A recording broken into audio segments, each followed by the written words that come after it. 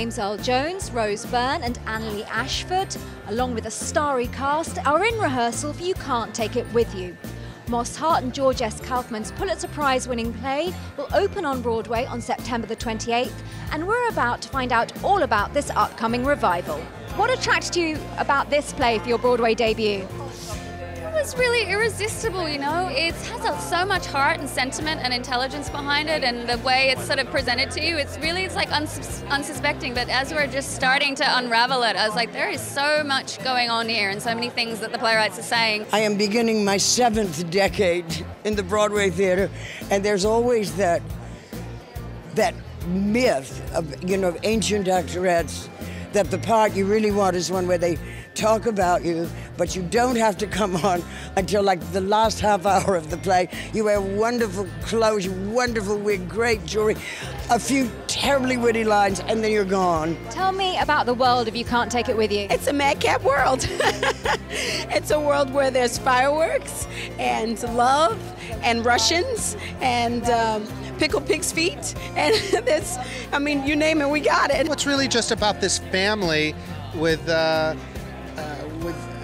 who lives in a sort of a different way, in their own special, unique way, and they have a daughter who meets somebody and falls in love with someone who's sort of outside of their world, and it's really taking that family and this family and putting together and trying to see if they can be one whole family. The grandfather, the character that James Earl Jones is playing, I think he's one of the great heroes in the American theater, in the English canon. He's given up on the rat race, and he's really become an observer of the real race. Can we find what we're here for? And usually it has to do with love and having to do with finding a mate. Did you ever think you would be in a play with James Earl Jones? Well, it was a lifelong dream, but I never thought he'd play my grandpa. Oh, he's so magical. This play was written in 1936. What makes it right for 2014?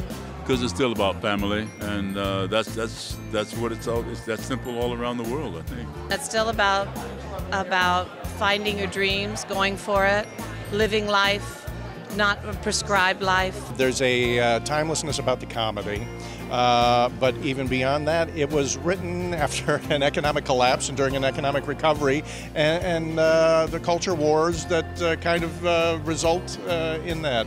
And here we are again. It revolves around a family who's living for life and living for the love of life rather than living to make money and have success. And I think that's what have made this play continue into, not just this generation, but the generations moving forward. It is one of those plays that will continue to remain a classic because of this beautiful theme.